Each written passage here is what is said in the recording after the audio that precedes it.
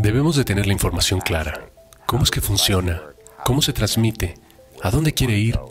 Y protegernos de forma correcta. Soy Peter Lin, médico familiar en Toronto, Canadá. ¿Qué es el coronavirus? El coronavirus es una de las familias de virus, los cuales pueden ocasionar problemas leves como un resfriado común, hasta el síndrome respiratorio agudo, o mutar en neumonías muy peligrosas. Básicamente estos virus lucen como una pelota de tenis con una serie de púas clavadas a ella, y dependiendo de esas púas es como le permite adherirse a ciertos lugares. Hay algunos virus cuyas púas les permiten pegarse a tu nariz, y así tienes un resfriado común. Pero el síndrome respiratorio agudo y estos nuevos virus de los que estamos hablando tienen púas que les permiten pegarse a las células en tus pulmones, y cuando se adhiere ahí, ponen información la cual genera copias de sí misma. Por lo tanto, usa nuestro propio cuerpo para generar más virus. ¿De dónde vino? La mayoría de los coronavirus han vivido en animales. En este caso en particular, vino de Wuhan, China, en un mercado de pescado donde vendían animales vivos. Y se piensa que se transmitió de un animal hacia un humano. Pero con lo que nos encontramos después fue que la gente que se estaba enfermando eran trabajadores de la salud, familiares que cuidaban a los enfermos, lo que quería decir que el virus se estaba contagiando entre humanos. ¿Cómo se esparce? Justo como el resto de los virus, necesita alcanzar un objetivo, que en este caso son los pulmones, y tiene que ser con tu ayuda. No tiene pies ni alas, por lo tanto, nos necesita para llegar a su objetivo. Por eso continuaremos diciendo, no te acerques a gente que esté estornudando porque vas a respirarlo. Y no toques tu cara, pues así es como el virus llega ahí. Los cubrebocas ayudan, pero no son infalibles, porque hay filtraciones. Los que tú y yo compramos tienen entradas en los lados por donde el virus puede entrar. El cubrebocas nos ayuda a impedir que toquemos nuestra cara. Si tú estás enfermo, el cubrebocas ayuda a que no salpiques a personas alrededor de ti. Las personas que realmente llevan un cubrebocas útil, los N95, los cuales están sellados y son los que llevan los doctores que están al cuidado de los pacientes. ¿Cuáles son los síntomas? Al principio, el coronavirus causa los síntomas de la influenza o del resfriado, nariz congestionada y ese tipo de cosas. Pero lo que debes entender es que una vez que el virus comienza a actuar a nivel celular, estos se replican en tus pulmones. Súbitamente comienzan a matar estas células de tus pulmones, lo cual ocasiona que se genere poco oxígeno.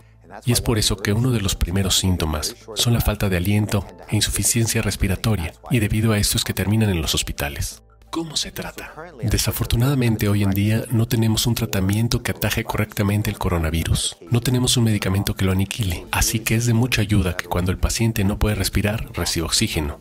Si no puede beber, que reciba líquidos que lo ayuden. Los riñones comienzan a fallar, así que lo ayudamos con esas cosas. Es un proceso de mucha asistencia. Este es un nuevo virus que no habíamos visto antes, por lo que nuestro sistema inmune, nuestro ejército, ha tenido problemas para saber qué hacer. Usualmente los anticuerpos que se generan en nuestro organismo se adhieren a las púas incrustadas en el virus y lo eliminan por ti. Y es así como recuperas tu salud. Debido a eso, es que las personas mayores tienen el peor pronóstico y, por supuesto, en el caso de los más pequeños, su sistema inmune no es muy bueno tampoco, por lo que les costaría desarrollar esos anticuerpos también. ¿Qué tan preocupado debo estar?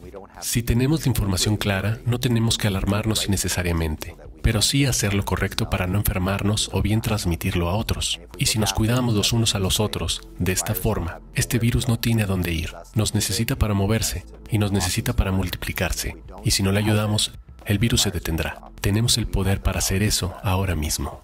Esta información y más que vamos a compartir hoy son cosas preventinas para Bezrat Hashem no tener problemas el día de mañana. En la historia hubieron varias épocas donde ciertas epidemias, problemas, desataron en la humanidad y causaron muchos problemas.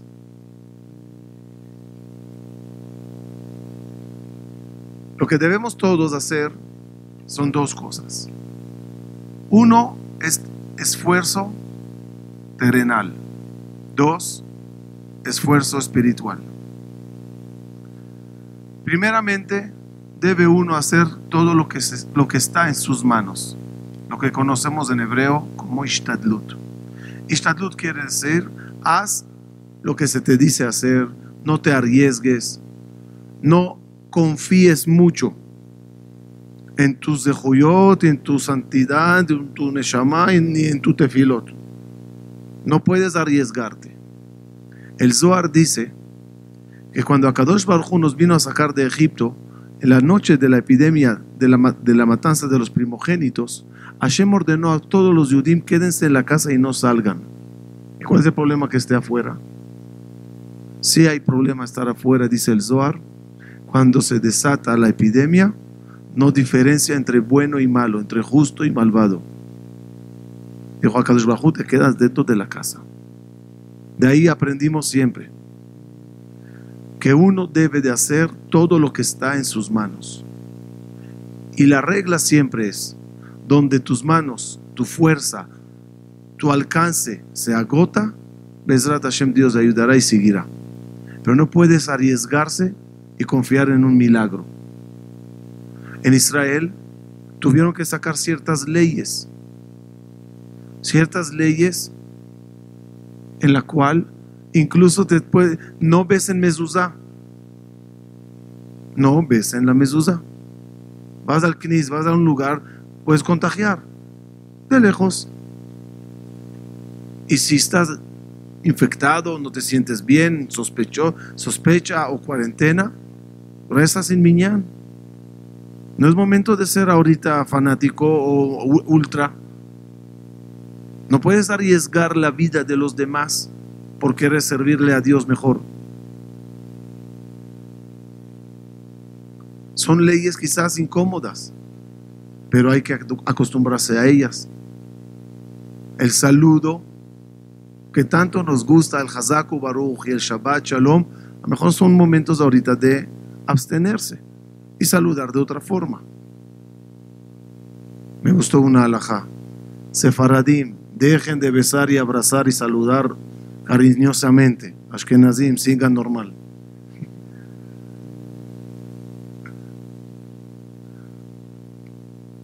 Pero lo más importante es no entrar en el pánico.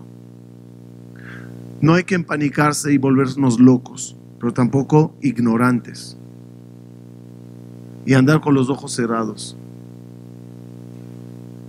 Cada información que se da contiene mensajes interesantes que nos pueden salvar vidas. Por lo tanto, hace unos días contacté al doctor Salohaski y le pedí ayuda con doctores en el mundo, locales, que nos pueden un poco orientar y decir, darnos consejos y apertura qué está pasando en el mundo. Hoy vamos a escuchar 3 doctores, 2 muy cortos en videoconferencia y 1 acá presente. Vamos a empezar con el doctor Yosef Barón de Houston, donde en la entrevista nos puede dar varias información valiosa para nosotros. Vamos a ver a Yosef Barón. ¿Cómo has estado? Trabajando como loco, ¿qué me cuentes? Qué bueno, gracias a Dios, todo bien. Tienen que entender que es algo que no vamos a poder contenerlo a menos de que tomemos, como digamos, las medidas que tomó China o las medidas que está tomando Italia. No va a haber de otra. No va a haber de otra. Les va a tocar. Exacto. A todos nos va a tocar. Pero no es para tener pánico. O sea, tienen que entender que se muere más gente hoy por hoy de influenza y se va a morir de coronavirus, independientemente de lo que creas. Correcto.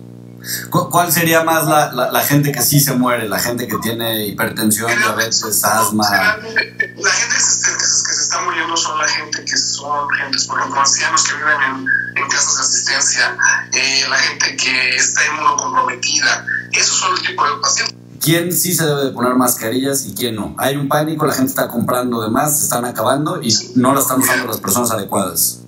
Desafortunadamente lo que está pasando es la gente se está apanicando. Están apanicando con cosas que son súper superfluas. Por ejemplo, el uso de la mascarilla. Ponte a pensar, el virus lo puedes contraer por partículas aerosolizadas, pero también las partículas pueden estar en cualquier superficie. Entonces, tú agarras un tubo, abres una puerta, ahí tienes el virus en la mano. Eventualmente te vas a quitar la mascarilla para rascarte la nariz. ¿Y la mascarilla de qué te sirvió? No te sirve para nada. Lo mismo pasa con ojos. Si alguien está tosiendo enfrente de ti y tienes la mascarilla acá, aún tienes áreas que tienen, por ejemplo, áreas de mucosa en las cuales el virus puede ser absorbido. Entonces, es totalmente innecesario usar la mascarilla a menos de que seas un paciente. Por ejemplo, cuando nosotros nos llega un paciente con coronavirus, lo primero que hacemos es ponerle una mascarilla al paciente. ¿Por qué? Porque eso va a prevenir que este paciente siga tosiendo a todos los demás y le esté contagiando a medio mundo. Las mascarillas en general, el andar caminando en la calle con tu mascarilla no sirve para nada. Acuérdate que el tratamiento de los pacientes con coronavirus es básicamente un tratamiento de soporte, soportar los órganos. Si al paciente le falta el aire y requiere ventilador, ponerlos en ventilador. Si les baja la presión, ponerlos en medicamentos que les ayuden con eso. No existe un antiviral específico que se haya usado para pacientes con coronavirus. Se han tratado algunos antivirales, incluso antivirales que se usan para los pacientes que tienen SIDA, que han sido relativamente prometedores, pero no hay nada por escrito hoy por hoy para eso. Ok, que tal vez ese es el mayor miedo de la gente y el pánico. Pero, ¿cómo puede saber un paciente si no es una gripa común y no se tiene que apanicar tanto por esto? Mira, lo primero que la gente tiene que entender es que el coronavirus, para que los mate, tienen que tener algún tipo de problema inmune o ser muy viejitos o cosas por el estilo. Segundo, las cosas comunes son comunes. Hoy por hoy, una gripe es lo más común que te va a dar. La segunda cosa que te puede dar es la influenza. Y la influenza está matando muchísima gente. La influenza ha matado en los Estados Unidos más de 12,000 pacientes en un año. En un año, más de 12,000 pacientes. La gente se sigue muriendo por influenza. Coronavirus, a menos de que tengas contacto directo con alguien que sabes que tuvo coronavirus o hayas regresado de uno de estos lugares que te dije que lo tienen, sería rarísimo que lo tuvieras. Al decir eso no significa que no va a haber. De hecho, yo predigo que va a haber un aumento en el número de casos de coronavirus. Pero mucha gente tiene coronavirus y ni siquiera sabe que lo tienen, porque en general el coronavirus tiene una mortalidad muy baja. Uno de los problemas que tienes aquí es un problema matemático. Por ejemplo, es que se habla de que la mortalidad está entre 3 y 5% dependiendo del país. Si te vas a ver en países, por ejemplo, como Corea del Sur, en donde hicieron 140,000 pruebas de coronavirus en pacientes, se dieron cuenta de que la mortalidad era de menos del 1%. Entonces, ¿qué tanta mortalidad tienes? Está directamente relacionada al número de pacientes que estás haciéndole la prueba. Correcto. Pues muchísimas gracias. ¿Algún consejo, algo especial para toda la gente que te está escuchando acá? Mira, para todos los que están ahí, están preocupados sobre lo que les puede pasar, primero que nada, que no tengan miedo. O sea, de que les va a pegar, quizás nos pegue a todos como una gripita o una cosa así. La gente que tiene algún tipo de problema de inmunocompromiso, es decir, gente con cáncer, gente que tiene enfermedades graves, gente mayor, quizás están a mayor riesgo. Y aún así, entre ellos, la mortalidad no va a ser tan elevada como la mortalidad que tendríamos con una influenza. La influenza sigue siendo grave. Lavado de manos, eso sigue siendo el número uno de los otros. Lavarse las manos por lo menos 20 segundos y lavarse hasta el codo. No nada más las manos, lavarse hasta el codo, lavarse entre los dedos. Eso es lo que recomiendan los centros de prevención de enfermedades en los Estados Unidos. Agua, jabón, gel, todo. Agua y jabón. Los geles pues están muy bonitos y aquí en Estados Unidos de hecho ya no te dejan comprar más de 1 o 2 en los supermercados porque la gente está alocando y comprarlos, pero no son nada mejor que lavarte bien las manos. Y el problema de los geles es que te lo pones en la mano y nada más estás haciendo así en la mano y el gel te queda aquí. Sí, todo lo demás. Cuando te lavas las manos, te lavas todo, te lavas los dedos. Imagínate tú como cirujano, pues sabes cómo es un lavado quirúrgico de manos. Es exactamente lo que se tiene que hacer la gente. Se tiene que lavar como si fueran cirujanos. Con eso, que lo hagan varias veces al día, los chances de que les dé el coronavirus son mínimos.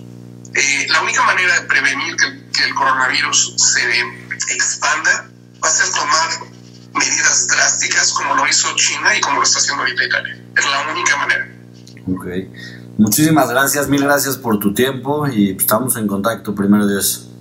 Claro que sí, un placer, saludos. Igual, un abrazo. Bye. Bye. Muchas gracias al doctor Salomón Husky y al doctor Yosef Barón.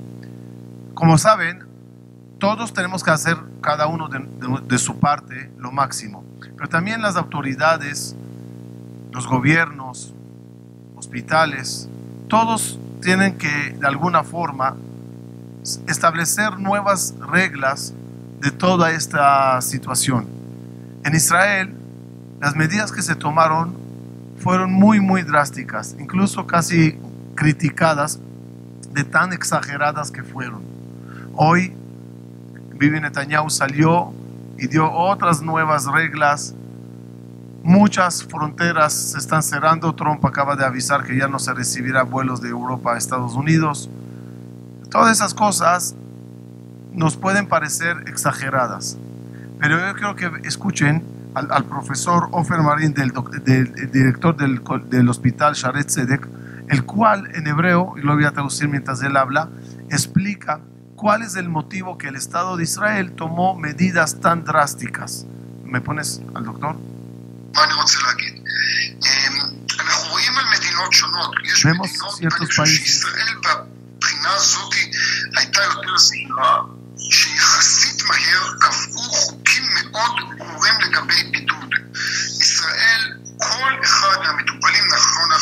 en Israel. Cada uno de los infectados se hizo un recorrido de dónde pasó, a dónde fue, qué tienda entró, a qué autobús subió, qué partido fue a ver, y se publicó todo su recorrido.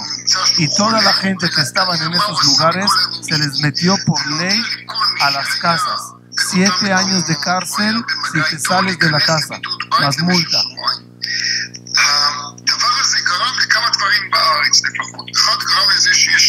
Eso causó que en Israel hay 100,000 personas en sus casas con prohibición de salida, para que no contagian a nadie más.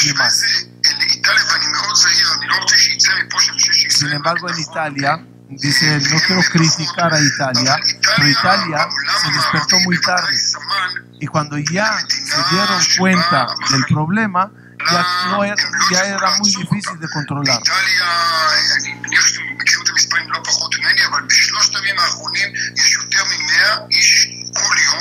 En Italia mueren 100 personas a 160 personas al día.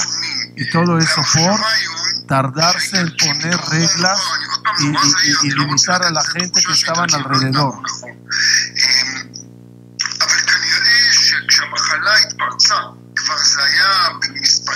Y cuando ya se desató el problema, ya no puedes meter a todo tu país a las casas.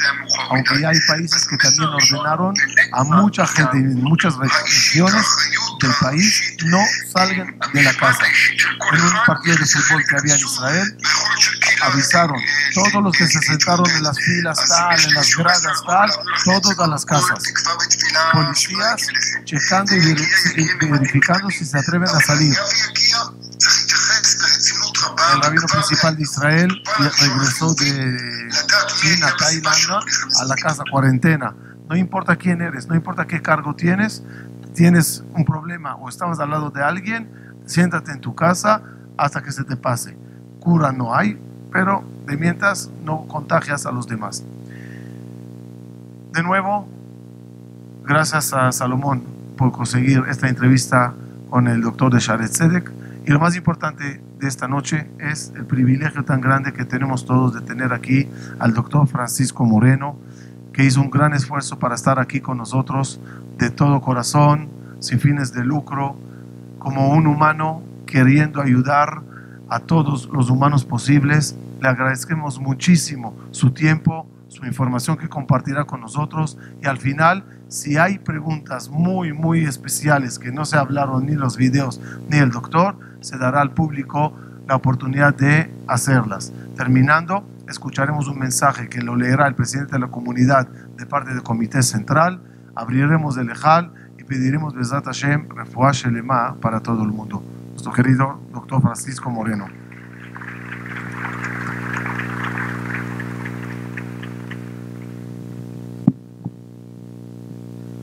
Buenas noches a todos, gracias por estar aquí presentes y por haberme invitado a participar. Lo que más me agrada de esto es que veo a muchos amigos, no pacientes, amigos, y me siento privilegiado de estar aquí con ustedes. La razón por la que estamos aquí es porque el mundo ha cambiado. Estamos viviendo una época histórica en cuanto a lo que está sucediendo en el mundo. Me preguntaban, bueno, ¿y vamos a tener que cambiar? Sí, vamos a tener que cambiar. Vamos a tener que pensar que nuestra vida va a tener que ser diferente por un tiempo. No sabemos cuánto tiempo. Y lo que voy a tratar de presentarles en esto de 30 minutos es el panorama de lo que está sucediendo, cuáles son los posibles escenarios y qué les recomendaría a ustedes hacer para que, como dijeron en las pláticas de ambos doctores, estemos todos a salvo y nos curemos de esta enfermedad que no mata a todo el mundo. No nos vamos a morir de coronavirus. Es más, yo estoy seguro que todos los que estamos aquí vamos a pasar esta crisis y vamos a estar bien.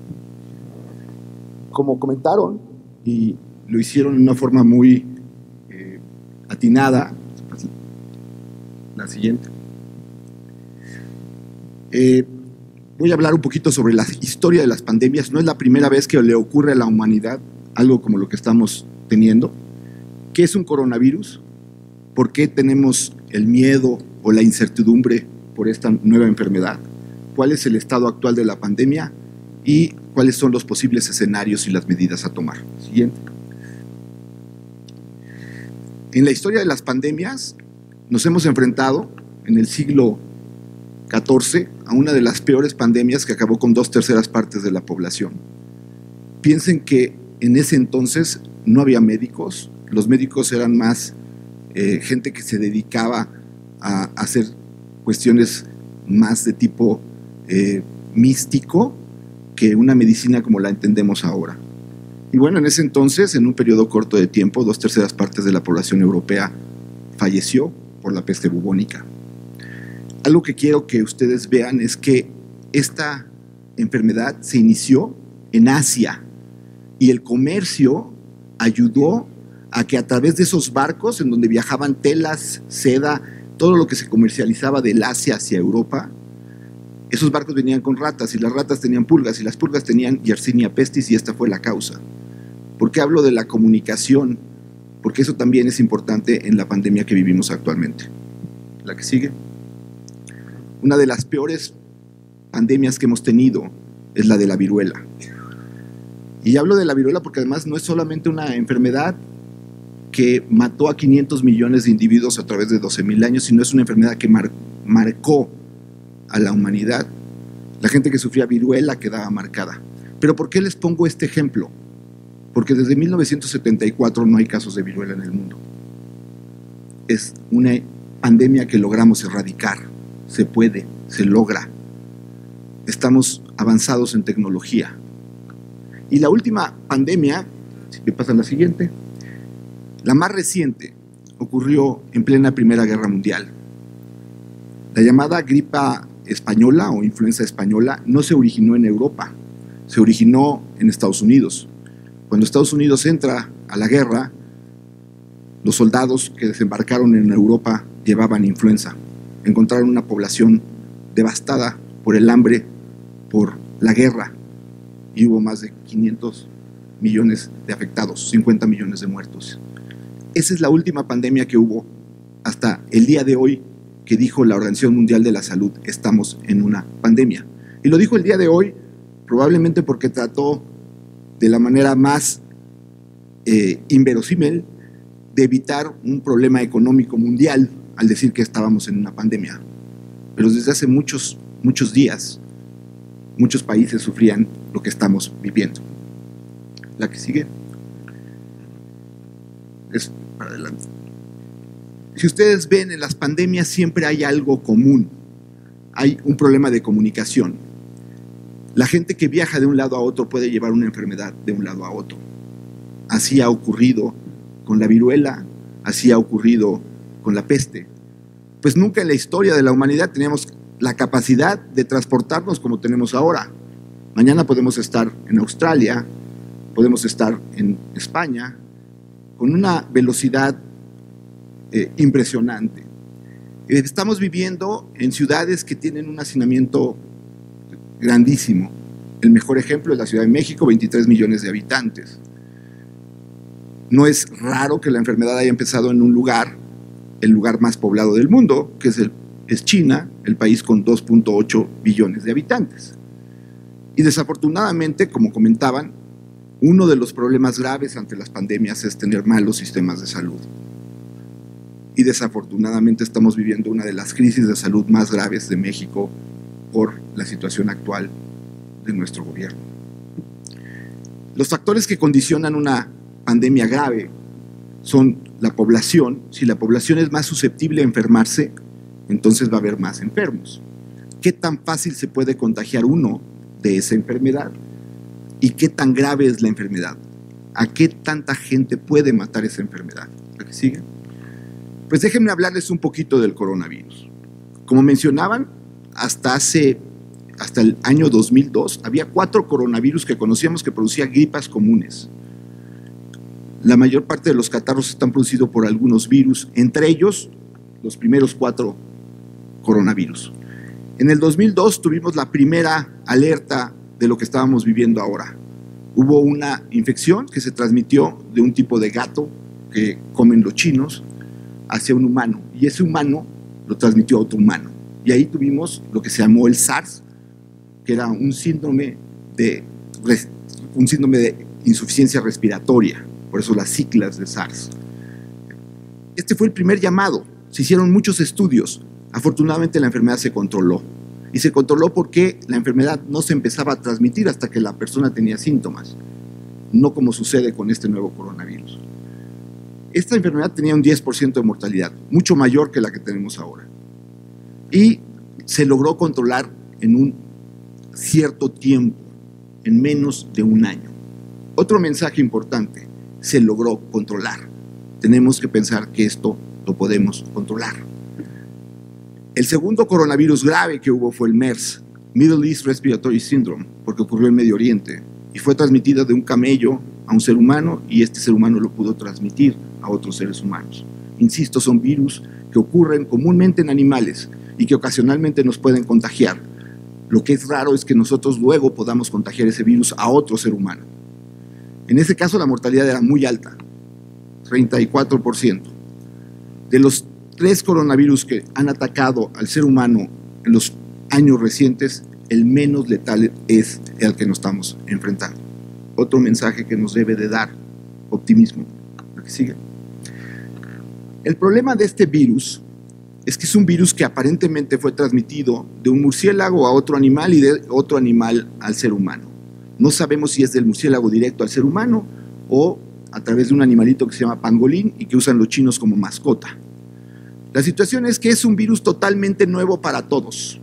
Nadie en la historia de la humanidad había padecido este virus hasta el 1 de diciembre del 2019. Un mensaje importante que entendamos por qué estamos preocupados. Esta enfermedad no existía hasta el 1 de diciembre del 2019. Son 105 días y hay 128,000 infectados y más de 4,500 muertes. Estamos ante un virus totalmente desconocido. Nadie de los que estamos aquí tiene anticuerpos contra este virus. Por lo tanto, todos los que estamos aquí somos susceptibles de enfermarnos de este virus. El otro problema que tenemos es que es un virus que tiene una alta contagiosidad. Se calcula que si una persona está enferma, puede transmitirlo a 2 metros a la distancia y que cada persona que se enferma es capaz de infectar a 3 personas. Entonces, uno infecta a 3, de esos 3 infectan a 3 y la enfermedad se vuelve exponencial. Otro de los problemas que tenemos con este virus es que empieza a contagiarse 24 horas antes de desarrollar síntomas y no podemos ser adivinos cuándo vamos a desarrollar síntomas. Hay gente que pide que se hagan una prueba porque acaban de llegar de Madrid. Si no tiene síntomas, la prueba va a ser negativa. No es útil la prueba. A menos que estuvieras dentro de esas 24 horas anteriores a las que te vas a enfermar. Pero no podemos hacer esas pruebas porque nos vamos a acabar las pruebas para los pacientes que realmente necesitan tener la prueba porque ya tienen síntomas. Entonces, no se hagan pruebas a menos de que tengan síntomas. ¿Cuál es el cuadro clínico de esta enfermedad? La característica principal de este coronavirus es fiebre. 99% de las personas que se presentan con esta infección tienen fiebre. Mensaje: tener fiebre es tomarse la temperatura. A veces cuando hablo con mis pacientes, les pregunto, ¿has tenido fiebre? Pues yo creo que no, me he tocado la frente 3 veces y no creo que haya tenido fiebre. Hay unas cosas que se llaman termómetros, sirven para tomar la temperatura. Es útil tenerlos. Tómense la temperatura. Si sudan en la noche, no necesariamente es porque tienen fiebre. La mayor parte de los pacientes que tienen es una fiebre constante. Se acompaña también de una tos que es muy característicamente seca, no es una tos con mucha secreción como ocurre con la influenza. Malestar general, se siente uno muy cansado. Los que han tenido influenza saben que se sienten como si hubieran hecho mucho ejercicio el día anterior. Y el dato principal que les debe hacer llamar a su médico si ustedes piensan que tienen coronavirus, si tengo falta de aire, porque la falta de aire es un dato de gravedad. Esto quiere decir que está afectando los pulmones y probablemente entonces sea de esos pacientes que tienen que ir al hospital. El problema es que si ustedes ven los virus que están circulando alrededor de nosotros en este momento, y hablamos de influenza, hablamos de parainfluenza, hablamos de rinovirus, todos tienen un cuadro similar. Entonces no hay una manera que yo diga, por el síntoma que tú me estás diciendo tienes coronavirus. Te tienes que hacer una prueba para saber que realmente tienes coronavirus. Un dato importante es la diarrea no es algo característico del coronavirus, contrario a lo que sí sucede con influenza. Hemos oído mucho del stomach flu. Bueno, es muy raro que los pacientes con coronavirus tengan diarrea. ¿Qué ha pasado? Sabemos que este virus, una vez que infecta al ser humano, 80% de los casos van a ser leves. No requieren estar en el hospital, pero sí requieren estar en aislamiento. Y lo que decía el rabino es muy importante. Aislamiento es aislamiento. No podemos salir, no podemos decidir, tenemos que ir a trabajar, tengo que ir a la universidad. No, si estás enfermo, por tu bien y por los de alrededor, te tienes que aislar 14 días, quedarte en tu casa, prender Netflix, rezar, lo que ustedes gusten, pero quédense en su casa 14 días. 14% de los casos pueden evolucionar a una neumonía que requiere de atención hospitalaria. ¿Qué puede ser esa atención hospitalaria? Darle oxígeno, darle líquido, cuidar al paciente de que la temperatura no sea muy alta, que sus signos vitales no se alteren. Y 5% pueden tener una infección grave que requiera terapia intensiva. Por eso es tan importante contener la infección, porque si ocurren 10,000 casos al mismo tiempo en esta ciudad, tendríamos que 14% de ellos, es decir, si son 10,000 casos, 1,400 de ellos necesitarían hospital. Y no hay 1,400 camas disponibles en hospitales tan fácilmente. Eso es lo que está pasando en Italia. En Italia hay 4,000 individuos graves que no pueden ser recibidos en el hospital y que están padeciendo una enfermedad en sus casas. Por eso la mortalidad en Italia es tan alta, porque no tuvieron el tiempo para prevenir y tratar de que esto no estallara. Desafortunadamente en México,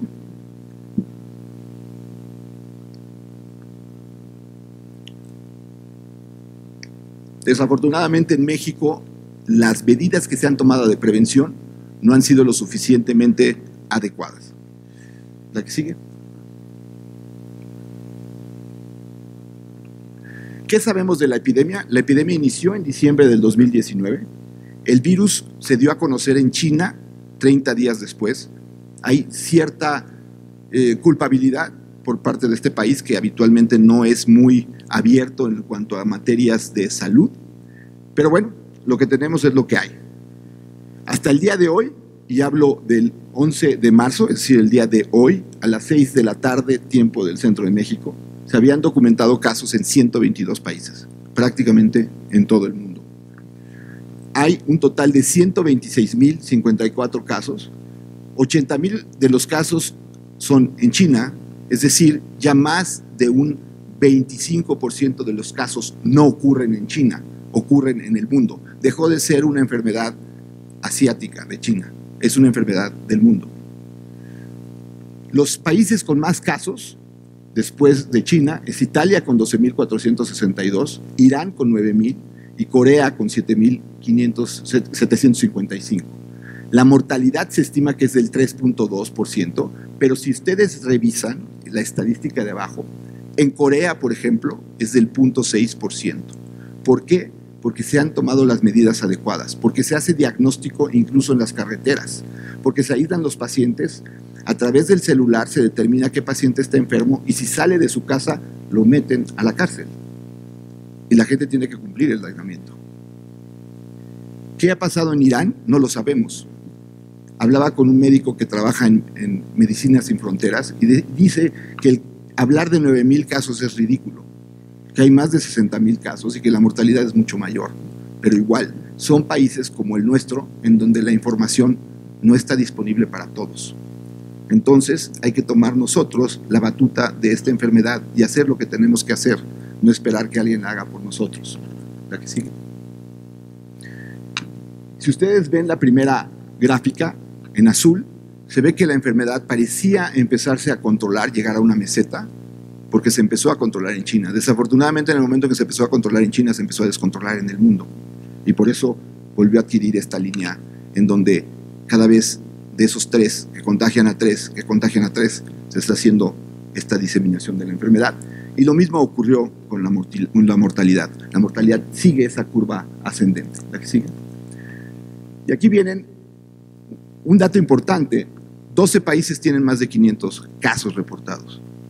Pero de esos 15 pacientes, solamente uno es considerado del tercer mundo, Irán. ¿Qué es lo que me preocupa de esa gráfica? Que los países de tercer mundo, como somos nosotros, no se han dedicado a hacer las pruebas suficientes para detectar a los pacientes. Y lo más probable es que en un futuro tengamos un número grande de pacientes que estén muriéndose de neumonías y que no sepan las autoridades que se están muriendo de neumonía. Afortunadamente, la mayoría de los que estamos aquí podemos contar con un servicio de salud adecuado. La mayor parte de nuestra población que vive en este país no. Esta enfermedad los va a afectar más a ellos. Pero tenemos que cuidarnos nosotros para también de alguna manera cuidarlos a ellos.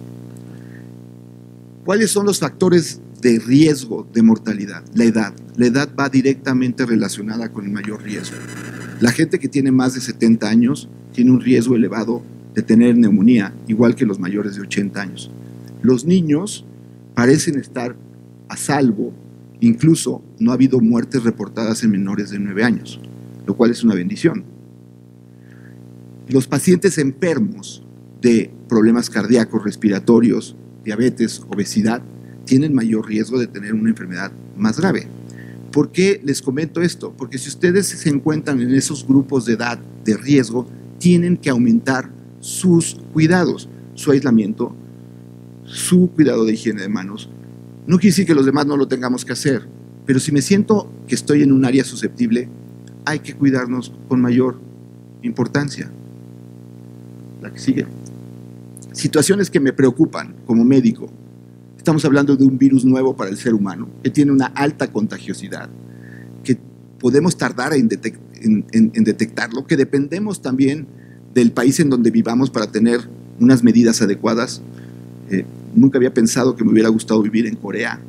No me gusta el ajo, pero ahorita sí me gustaría estar en Corea.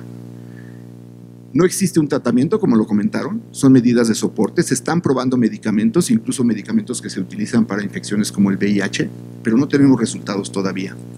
Ahora, mientras más se tarde en llegar a México, más oportunidad tengamos de tener resultados de otros países.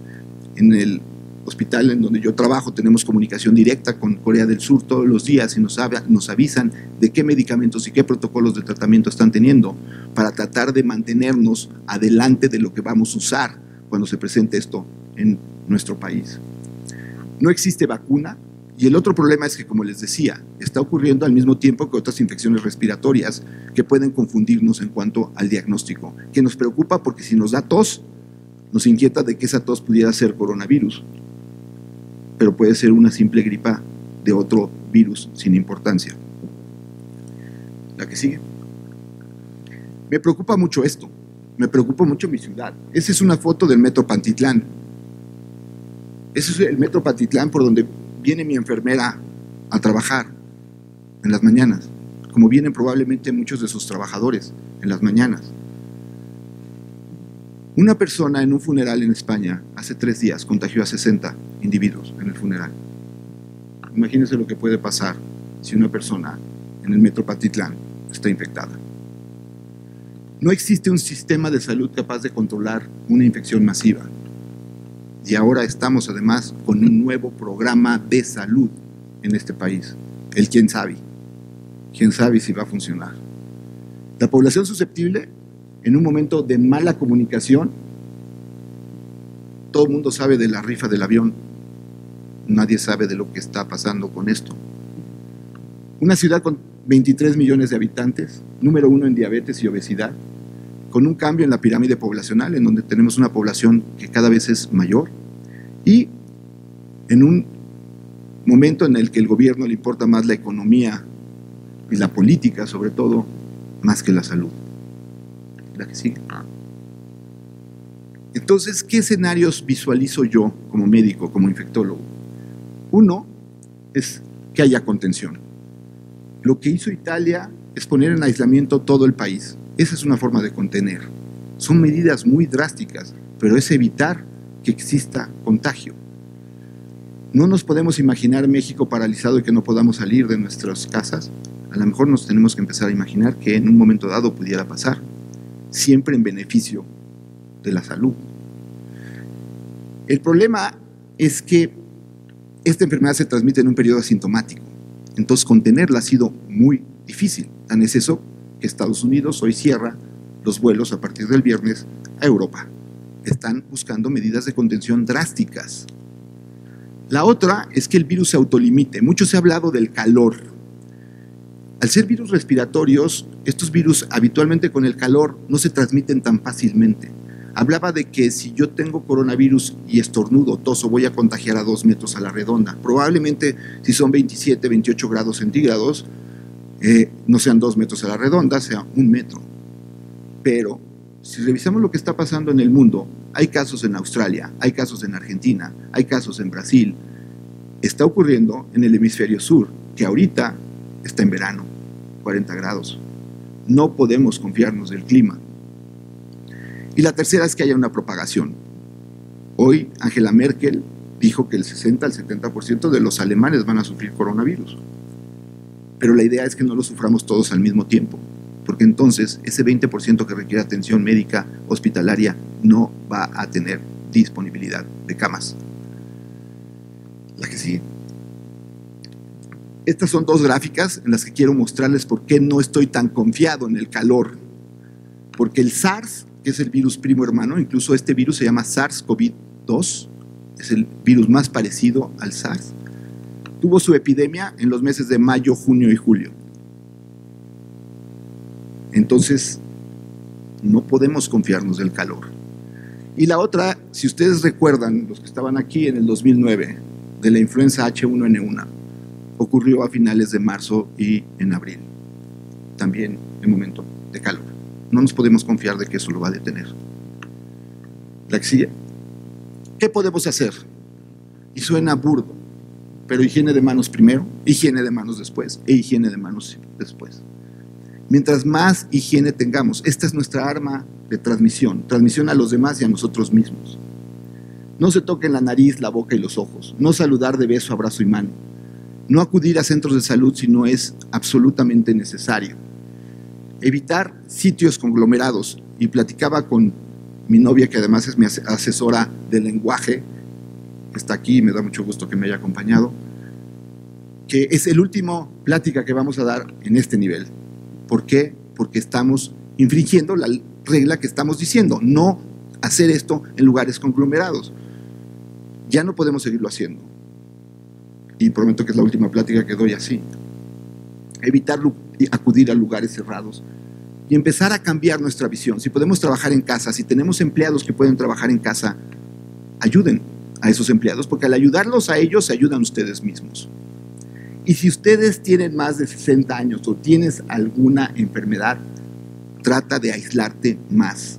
Trata de evitar ir a lugares, restaurantes, a lugares sociales, a lugares culturales. Hazlo por un tiempo. La exposición de Van Gogh va a regresar un día, pero ahorita es un riesgo. Trabajar desde casa, no realizar visitas innecesarias. Y la otra cosa que les he comentado, si algunos tienen la fortuna de tener una casa en Acapulco, en Malinalco, en Valle de Bravo, váyanse 2, 3 meses. Lo hacen los canadienses y les llaman los winter birds. Pues ahora hagámoslo por el coronavirus. Aislémonos 2, 3 meses en nuestros lugares de descanso. ¿Que económicamente nos va a afectar? Sí, pero primero está nuestra salud. Y si no tenemos salud, la economía no va a importar. Como mensaje más importante, lavarse las manos es lo fundamental. La última. Si no, nos vamos a extinguir. Muchas gracias. Es un placer estar aquí con ustedes. Quiero que se queden con la idea de que no es la primera pandemia que vivimos. Hemos vivido otras pandemias y que de esta también vamos a salir adelante. Muchas gracias. Les dejo mi Twitter. A través del Twitter estoy tratando de dar información constante. Nunca pensé tener Twitter hasta diciembre. Entonces, les pediría que las preguntas las hicieran ahí y muchos de ustedes me conocen, me pueden contactar y con todo gusto. Por razones de tiempo, les dejo. Mi Twitter es @dr de doctor Paco Moreno 1 y con todo gusto estoy para servirles. Gracias. Después que terrenalmente hicimos lo que es posible, escuchamos información, vimos doctores en el mundo entero dándonos consejos sabios, doctores aquí locales, comité central, comunidad, todos están pensando por el bien de nosotros. Ya que terminamos con el esfuerzo terrenal, añadémosle a eso el toquecito yehudí de cada uno de nosotros, la tefilá, y vamos a hacer tefilá Be'ezrat Hashem por todos, no nada más por nosotros, no nada más por nuestra comunidad, no nada más por nuestra familia, sino por todo el mundo. Esta mañana dudé mucho si en esta tefilá y si en mi tefilá personal, cada uno que decida lo que quiera, incluir también a todos los enemigos. Cuando te avisan que en Irán y de las altas, Nasrallah tiene corona, salió ahí en las noticias de Israel, de repente dices, oye, ¿qué se hace en ese momento? ¿Tefilá qué? Te voy a decir mi pensamiento personal y cada uno decida lo que quiera. La Gemara cuenta que había gente malvada que molestaban a Rabbi Meir Balanés, y él personalmente deseaba que ya se mueran esa gente. Vino su esposa Bruria y le dijo, no se debe rezar que muera nadie, sino que todos se curen y cambien su forma de pensar, cambien su forma de ser, quiten el odio, pongan amor. Cada uno que rece por lo que quiera, pero mi consejo hoy es, recemos por todo el mundo. Todos merecen vivir y todos los malvados también. Ojalá que se curen y cambien y mejoren y vean la belleza de Am Israel, del mundo entero, de lo que es la vida del prójimo. Vamos a abrir el Ejal, vamos a leer la tefila que escribió el Rabbi Yitzhak Yosef, el rabino principal de Israel, y al final de la lectura, mientras suene una canción emotiva, vamos cada uno a alzar las plegarias por todo el mundo, por todos los enfermos. Señor Abdul Chakalo, por favor, me acompaña para abrir el Ejal.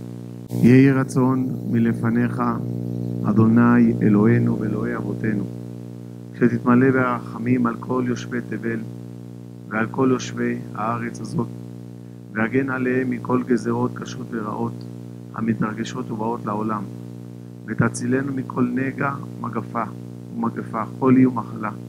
לכל החולים שנדבקו במחלה תרפם רפואה שלמה. לך אדוני הגדולה והגבורה ותפארת והנצח וההוד. ככל בשמיים ובארץ לך אדוני הממלכה והמתנשא לכל ראש. ואתה בידיך נפש כל חי ורוח כל בשר איש, ובידך כוח וגבורה לגדל ולחזק, ולרפא אנוש הדקה, עד ירדוחה של נפש, ולא יתפלל ממך דבר.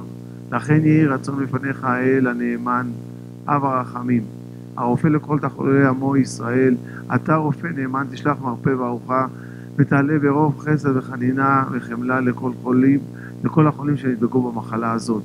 אנא אדוני, ימונה רחמך על כל יושבי תבל ועל כל עמך ישראל.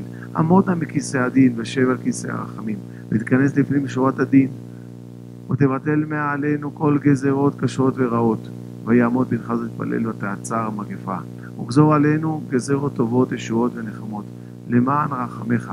תקרא רוע גזר דיננו, ויקראו לפניך זכויותינו. קומה עזרת לנו ובדנו למען חסדך.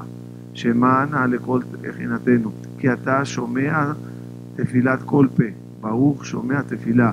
יהיו לרצון עם רפי והגיון ליבי לפניך. אדוני צורי וגואלי. ויקיים בנו מכאן שכתוב כל המחלה ששמתי במצרים לא אשים עליך, כי אני אדוני רופאך. Vamos cada uno de nosotros en este momento con el ejal abierto, pedirle a Boreo Olam refuá shelema general por todos los enfermos de cualquier enfermedad, en cualquier lugar en el mundo, que escuchemos siempre Besorot Tovot.